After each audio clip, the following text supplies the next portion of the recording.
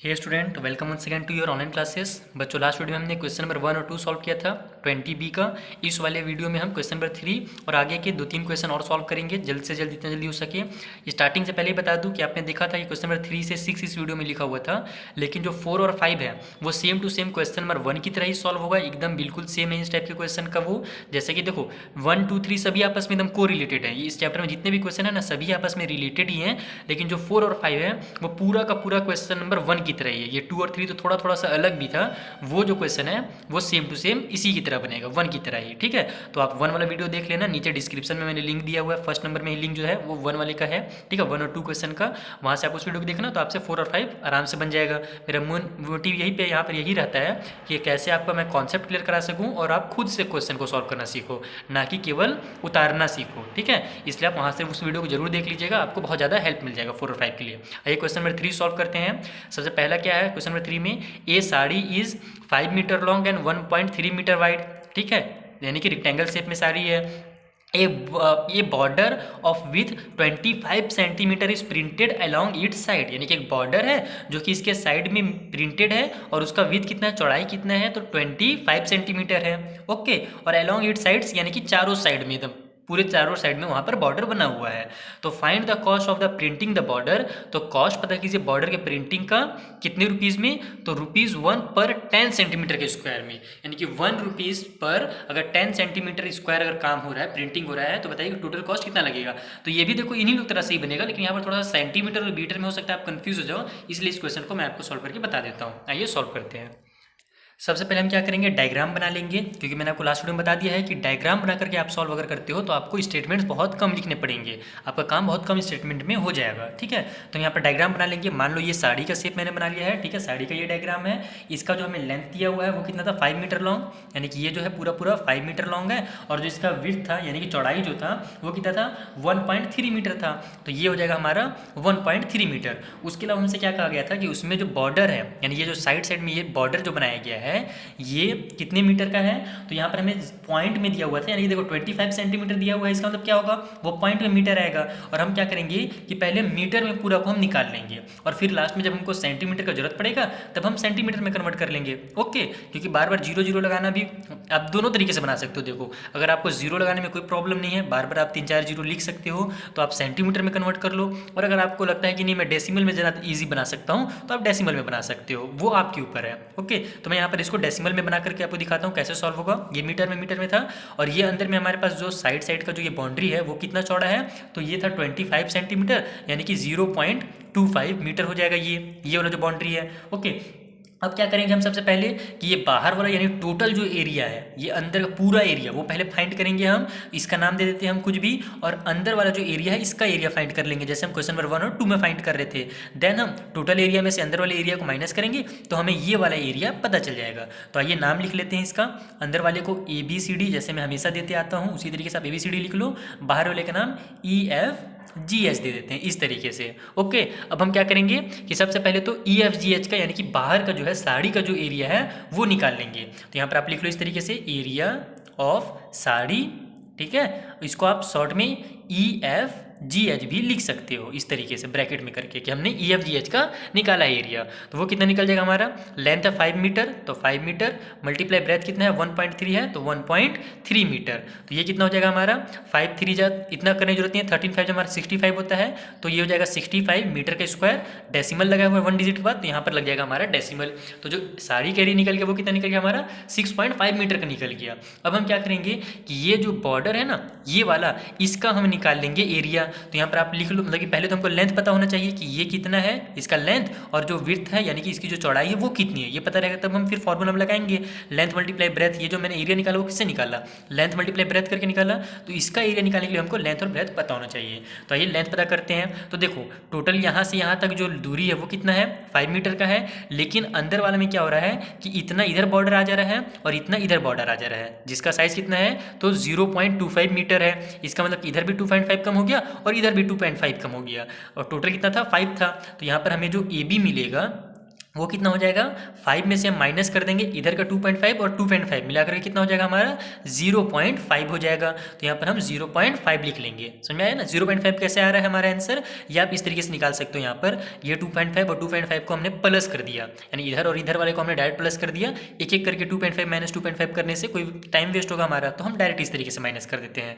तो 5 में से 0.5 माइनस हो कितना आ जाएगा हमारा 4.5 मीटर आ जाएगा। ओके, उसके बाद फिर हमको क्या निकालना है, इधर वाला निकालना है, इसका विड्थ निकालना है। तो टोटल कितना है 1.3 है, तो हमारा इसको हम AC नाम दे देते हैं इस तरीके से। AC कितना निकल जाएगा 1.3 में से हम माइनस कर देंगे। देखो ये जो हमारा पूरा दूरी है यहाँ से यहाँ तक ये 1.3 है, तो इधर भी जो बॉर्डर बन गया वो भी 0.25 का और इधर भी बॉर्डर बन गया 0.25 का, तो वो भी हो जाएगा हमारा 0.5 माइनस। तो 1.3 से माइनस कर दो आप 0.5 माइनस, तो ये कितना आ जाएगा हमारा आंसर। 3 में से तो 5 माइनस हो नहीं सकता है, तो ये कैरी लेकर के 13 हो जाएगा। 13 में से 5 माइनस होगा तो हमारा जाएगा 8, और इधर अब 0 बच गया डेसिमल के इस पर, तो ये 0, तो 0.8 मीटर हो जाएगा AC का। ये वाला जो चौड़ाई है इसका, यानी अंदर वाला जो बाउंड्री बचा है ना उसका चौड़ाई हो जाएगा 0.8 मीटर। अब हम क्या करेंगे कि दोनों का एरिया निकाल लेंगे, अंदर वाले का एरिया। तो यहाँ पर आप इस तरीके से लिख सकते हो एरिया ऑफ ABCD, बस सिंपल में। नहीं तो अगर आप ABCD वगैरह नहीं लिखे रहते ना तो यहाँ पर इनर एरिया लिखना पड़ता, इस वाले को बाहर वाले को आउटर एरिया लिखना पड़ता, इस तरीके से लिखना पड़ता है, इसलिए हम ABCD पहले से नाम दे देते हैं उसका। तो ये हो जाएगा हमारा ABCD का एरिया कितना हो जाएगा 4.5 मल्टीप्लाई 0.8 और मीटर मीटर मिलकर के मीटर का स्क्वायर हो जाएंगे। इसका मल्टीप्लाई कर लो, 8 5 से हो जाएगा हमारा 40 का 0, कैरी हो गया 4, 8 4 जा 32 और 4 हो जाएगा 36। डेसिमल यहाँ पर 1 डिजिट और 1 डिजिट के बाद यहाँ लग रहा है, यानी कि इधर से 2 डिजिट के बाद यहाँ पर डेसिमल लग जाएगा। तो इसका आंसर हो जाएगा 6.3। 0 है डेसिमल के बाद तो उसको लिखने की जरूरत नहीं है, तो डायरेक्ट 6.3 मीटर का स्क्वायर हो जाएगा इसका डेसिमल में आंसर। इस तरीके से अब क्या करना है हमको, ये हमको पता चल ही गया कि इसका जो एरिया है अंदर वाले का वो कितना है 6.3 है, और बाहर वाले का कितना है, तो हमारा बाहर वाले का था पूरा 6.5 मीटर का स्क्वायर। अब हम क्या करेंगे कि इसका आंसर निकाल के, अच्छा इसका एक सेकंड देख लेता हूँ मैं। 6 5 जब 40 का 0 हो गया हमारा, कैरी हो गया इधर 3, अच्छा मैं 63 लिख दिया यहाँ पर, ये 36 होता हमारा, ठीक है। ये हमारा कितना हो जाएगा, तभी मैं बोलूँ कि इतना कम कैसे हो जा रहा है ये, क्योंकि यहाँ पर फिर तो हमारा बहुत ज़्यादा कम एरिया हो जाएगा। ये 6 5 जो देखो 40 का 0 कैरी हो गया हमारे पास यहाँ पर 4, तो 8 4 जो हमारा कितना होता है 32 और 4 कितना होगा 36 होगा, उसको मैंने उल्टा करके लिख दिया था। तो इसका आंसर जो जाएगा 3.6 आ जाएगा। ओके, ये नहीं आएगा, 3.6 मीटर का स्क्वायर हो जाएगा अंदर वाले का एरिया। अब हम क्या करेंगे कि बाहर टोटल जो एरिया है उसमें से अंदर वाले एरिया को माइनस कर देंगे, तो हमें इसका एरिया पता चल जाएगा, यानी कि जो बॉर्डर है उसका पता चल जाएगा। तो यहाँ पर आप इस तरीके से लिख भी सकते हो, area of border equal to area of EFGH, या फिर एरिया ऑफ साड़ी भी लिख सकते हैं आप यहाँ पर, और माइनस एरिया ऑफ ABCD। ठीक है, इस तरीके से आप कुछ भी लिख सकते हो। तो ये हो जाएगा हमारा बॉर्डर का एरिया निकालने के लिए हम इसमें से इसको माइनस कर देंगे, यानी कि 6.5 में से माइनस कर देंगे 3.6 को, तो ये कितना निकल जाएगा हमारा, और ये मीटर के स्क्वायर में आ गया आंसर ना, ये ध्यान रखना। 5 में से 6 माइनस नहीं हो सकता, कैरी लेकर के 15 बन जाएगा, 15 में से 6 माइनस हुआ तो आ गया हमारा 9। अब डेसिमल की साइड हमारे पास क्या बच गया 5, 5 में से 3 माइनस हो तो 2, तो 2.9 मीटर का स्क्वायर हो गया इसका एरिया। किस वाले का, ये जो बॉर्डर बनाना है ना इसका एरिया। अब हमको यहाँ पर क्या बोला था, ये चीज़ ध्यान देना कि जो रेट हमको दिया हुआ है ना वो कितना दिया हुआ है। ठीक है, पहले तो देखो ये हमको मीटर में निकला है, और रेट जो हमको दिया हुआ है वो 10 सेंटीमीटर के स्क्वायर में दिया हुआ है, तो इसको हम क्या करेंगे पहले तो सेंटीमीटर के स्क्वायर में चेंज कर लेंगे। समझ आ रहा है बात ना, क्योंकि वहाँ पर रेट हमको 10 ₹1 जो है पर 10 सेंटीमीटर के स्क्वायर में दिया है। तो 1 मीटर का स्क्वायर इक्वल टू कितना होता है, यहाँ पर आपने पढ़ा होगा जो फर्स्ट वाले वीडियो में हमने बताया था, आपको टेबल याद कराया था थोड़ा सा, वहाँ पर हमने क्या रीड किया था कि 1 मीटर का स्क्वायर जो होता है वो होता है 100 मल्टीप्लाई 100 सेंटीमीटर का स्क्वायर, यानी कि 10,000 सेंटीमीटर का स्क्वायर होता है। उसी तरीके से 2.9 है तो इसका मल्टीप्लाई हो जाएगा हमारे पास 2.9 मल्टीप्लाई 10,000 सेंटीमीटर के स्क्वायर से, तो ये हमारा कितना निकल जाएगा, 10 की वजह से डेसिमल बाहर हो गया, तो ये बच जाएगा 29, और ये 30 और बचे हैं तो 30 और उतर जाएंगे, तो इसका हो जाएगा 29,000 सेंटीमीटर का स्क्वायर। इसका एरिया निकल गया, मतलब कि सेंटीमीटर में हो गया, अभी ये कन्वर्ट सेंटीमीटर के स्क्वायर में हो गया। ठीक है, सेंटीमीटर में नहीं, सेंटीमीटर के स्क्वायर में कन्वर्ट हो गया। अब हमको जो रेट दिया हुआ है, तो रेट कितना दिया हुआ है उसको बॉर्डर को बनाने का, है ना, प्रिंटिंग, रेट ऑफ प्रिंटिंग आप यहाँ पर लिख सकते हो, क्योंकि क्वेश्चन में प्रिंटिंग वर्ड यूज़ किया था तो आप प्रिंटिंग लिख देना फेयर में जब बनाओगे। तो रेट ऑफ प्रिंटिंग हमको कहा जा रहा है कि ₹1 जो है वो दे रहा है पर मीटर, ठीक है, पर 10 सेंटीमीटर, ₹1 पर 10 सेंटीमीटर। तो अब हमको इसका वैल्यू पता करना, इसका कितना रेट लगेगा, तो वो निकालने के लिए हमको क्या करना पड़ेगा, कॉस्ट ऑफ प्रिंटिंग, ठीक है, टोटल कॉस्ट भी आप लिख सकते हो, total cost of printing equal to हो जाएगा हमारा 229,000 मल्टीप्लाई में 1 रुपीज़ पर 10 सेंटीमीटर है, इसलिए हम 1 का डिवाइड से मल्टीप्लाई कर देंगे इस तरीके से 10 से, क्योंकि 1 रुपीज़ पर 10 सेंटीमीटर है। ओके, तो इस तरीके से 1/10 का इससे अब मल्टीप्लाई कर दो, तो 0 से ये 0 कट हो गया, तो बच कितना जाएगा हमारे पास 2900 रुपीज़, यानी कि 2900 रुपीज़ होगा उसका कॉस्ट होगा प्रिंटिंग का। तो ये हुआ हमारा क्वेश्चन नंबर 3 सॉल्व। देखो अगर आपका कॉन्सेप्ट क्लियर रहेगा तो आपसे सॉल्व तो कन्फर्म हो जाएगा, लेकिन यही है कि अब ये थोड़े से बड़े क्वेश्चन हैं तो थोड़ा सा टाइम आपको एक्स्ट्रा लगेगा, और मैं यहाँ पर आपको समझाते भी जा रहा हूँ, इसीलिए थोड़ा सा हमारा वीडियो लंबा हो रहा है। आप जब खुद से सॉल्व करोगे समझ कर ना, तो ये बहुत कम आपको टाइम लगेगा, 5 मिनट से 6 मिनट के अंदर ये क्वेश्चन आसानी से सॉल्व हो जाएंगे। ये क्वेश्चन नंबर 3। क्वेश्चन नंबर 4 जो है पूरा मैंने आपको बताया कि जो हमारा प्रीवियस एक्सरसाइज है, यानी प्रीवियस जो क्वेश्चन है क्वेश्चन नंबर 1 उसी का रिवीजन है। ये जो क्वेश्चन नंबर 4 है वहाँ पर हमें जो रेक्टेंगुलर ग्रासी प्लॉट था वो 75 मीटर लॉन्ग और 60 मीटर ब्रॉड दिया हुआ है, और यहाँ पर जो लॉन है वो दिया हुआ, बस वहाँ पर प्लॉट लिखा था, यहाँ पर लॉन लिख दिया है। लॉन का कितना दिया हुआ है 30 मीटर और 25 मीटर दे दिया गया है जो हमारा लेंथ और ब्रेथ है। उसके बाद हमको वही बोल रहा है कि जो रास्ता है वो 2.5 मीटर का है, वहाँ पर 2 मीटर का था, और उसके बाद फिर वही बोल रहा है कि रास्ता को ग्रेवलिंग करने के लिए, यानी कि वही गिट्टी वगैरह उसमें लगाने के लिए, गिट्टी बैठाने के लिए कितना चार्ज लग रहा है, तो 120 रुपीज़ चार्ज लग रहा है। वहाँ पर बोला था कि रोड को बनाने का चार्ज बताइए 125 में। तो वर्ड्स बस अलग है, नंबर्स बस अलग है, क्वेश्चन जो है सेम टू सेम वही है। उस टाइप से जो क्वेश्चन नंबर 5 है वो भी सेम है कि रूम जो इतना लंबा और इतना चौड़ा है, उसके चारों साइड जो है बरामदा है, यानी कि वही टाइप से बनेगा, एक हम लोग का रूम बन जाएगा चौड़ा सा, और चारों साइड जैसे हम रास्ता बनाते थे, इस पर रास्ता का जगह हमको क्या यूज़ कर दिया है, वर्ड वरांदा यूज़ कर दिया, यानी कि आंगन जो होता है ना, बरामदा जिसमें बैठा जाता है, ऊटा भी बोलते हैं कई जगह पर, वो बना दिया गया है, और वो कितना है 1.25 मीटर का है। तो कैलकुलेट करना है हमको, सीमेंटिंग करना है उसी वरांदा को, यानी बस वही जैसे हम रोड का कैलकुलेट करते थे ना, रोड को कितना में बनाया जाएगा ये पता करते थे, उसी तरीके से बस यहाँ पर वरांदा को अगर हमको सीमेंट करना है तो वो पूछ रहा है, और उसका भी रेट हमको दे दिया 80। तो क्वेश्चन नंबर 1 की तरह ही सेम टू सेम है, वैसे तो ये 3 की तरह भी है, लेकिन 3 में थोड़ा सा सेंटीमीटर मीटर वाला था कंफ्यूजन, यहाँ पर वो भी नहीं रहेगा, ये डायरेक्ट बन जाएगा, 3 से भी कम टाइम में बन जाएगा। तो इसको आप देख लीजिएगा, वो वीडियो आपसे सॉल्व हो जाएगा। आइए क्वेश्चन नंबर 6 हम सॉल्व करते हैं, जहाँ पर हमें स्क्वायर के बारे में कहा जा रहा है। और क्या कहा जा रहा है स्क्वायर के बारे में, ये रीड करते हैं पहले तो। Each side of a square flower bed is 2 metre 80 centimetre long, यानी कि एक फ्लावर बेड है, यानी कि एक बेड है समझ लो स्क्वायर साइज में, वो कितना है तो 2 मीटर और 80 सेंटीमीटर लॉन्ग है चारों साइड से, ठीक है। यानी कि एक साइड स्क्वायर का मतलब ये है कि हर साइड क्या होगा, इक्वल होगा, इतना ही साइज का होगा। उसके बाद बोल रहा है it is extended by digging A stripe of 30 centimetre wide all around it, यानी कि उसके चारों साइड क्या किया गया, बढ़ा दिया गया 30 सेंटीमीटर का एक ठो स्ट्राइप लगा करके, एक और पट्टी लगा दिया गया प्लाई का, और 30 सेंटीमीटर उसका चौड़ाई थोड़ा सा और बढ़ गया चारों साइड से। तो find the area of in large flower bed, तो बताइए कि अब जो नया बना है उसका एरिया कितना होगा, और also the increase in the area of flower bed, और उसके अलावा बताइए कितना इंक्रीज हो गया है। तो पहले हम क्या करेंगे, पुराने वाले का एरिया निकाल लेंगे कि स्टार्टिंग में उसका एरिया कितना था, फिर बढ़ने के बाद कितना एरिया हुआ वो पता कर लेंगे, तो हमको पता चल जाएगा कि कितना बढ़ गया है। ओके, वहाँ पर माइनस करने के बाद पता आ जाएगा। तो ये क्वेश्चन नंबर 6 को सॉल्व किया जाए। आइए सबसे पहले हम डायग्राम से समझते हैं कि हमें क्वेश्चन में क्या कहा जा रहा है।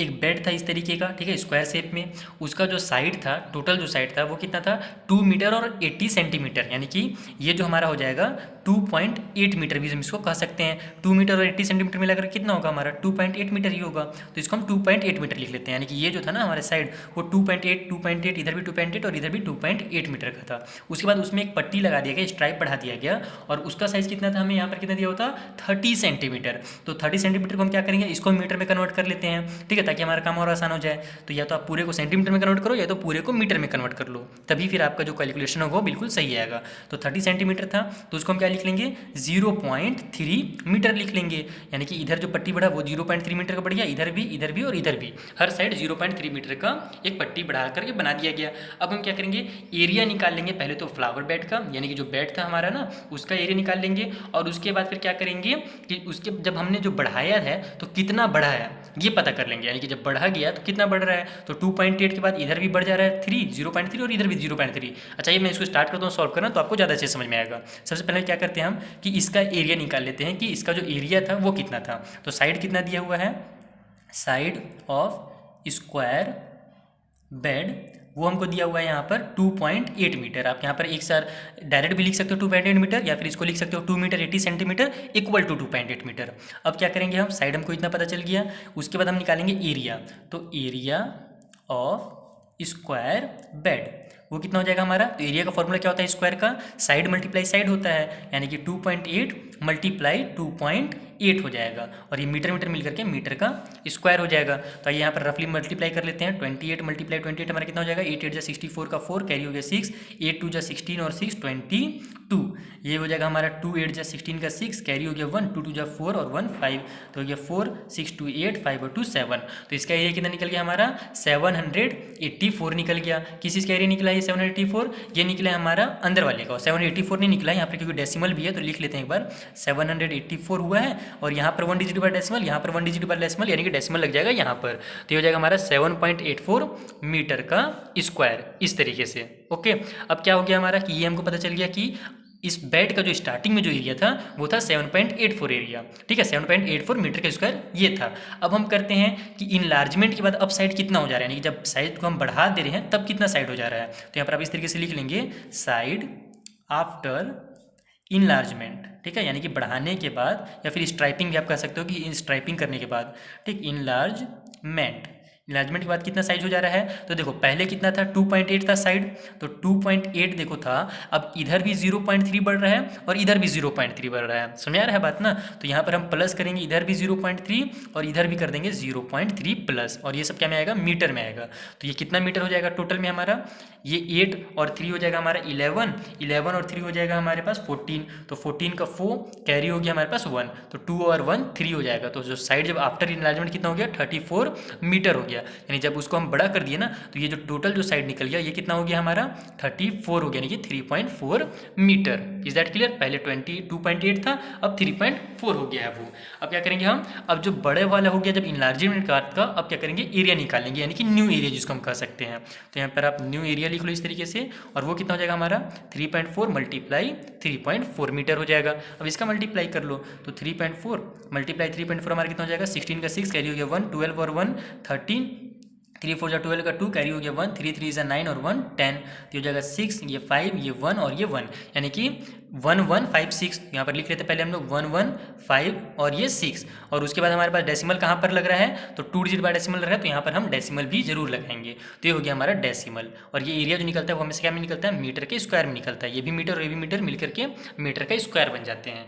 तो ये हो गया हमारा न्यू एरिया। तो यही हमें पूछा था कि न्यू एरिया कितना होगा और फिर इंक्रीज कितना हुआ है। तो इंक्रीज निकालने के लिए क्या करेंगे कि न्यू एरिया में से पुराने वाले एरिया को माइनस कर देंगे। तो यहाँ पर इंक्रीजमेंट इन एरिया भी आप लिख सकते हो, इंक्रीज इन एरिया, इंक्रीजमेंट लिखना आप, ठीक है। मैं यहाँ पर शॉर्ट में बस इंक्रीज लिख देता हूँ। इंक्रीजमेंट इन एरिया हमारा कितना हो जा रहा है, तो ये हो जाएगा हमारा 111.56 माइनस 7.84 अंदर वाले का एरिया 7.84, तो इसको हम माइनस कर लेते हैं और ये मीटर के स्क्वायर में आएगा, ठीक है। तो ये हो जाएगा हमारा 6 में से 4 माइनस हो तो 2, ये 5 में से 8 माइनस हो सकता है, 15 में से हमारा 8 माइनस होगा तो कितना आ जाएगा 7, तो 7 लिख लेते हैं। अब यहाँ पर 0 बचा, 0 में से तो 7 माइनस नहीं हो सकता, कैरी लेकर के 10 हो जाएगा, 10 में 7 माइनस हो तो 3, तो इसका आंसर हो जाएगा 3.72 मीटर का स्क्वायर। इस तरीके से हमको पता चल गया कि जो न्यू एरिया निकला है वो इतना है और जो इंक्रीज हुआ है वो इतना इंक्रीज हुआ है। ये हो गया हमारा क्वेश्चन नंबर 6 सॉल्व। मिलते हैं नेक्स्ट वीडियो में जहाँ पर मैं आपको क्वेश्चन नंबर 7 और आगे के क्वेश्चन समझा दूंगा। उनका लिंक भी आपको नीचे डिस्क्रिप्शन में मिल जाएगा।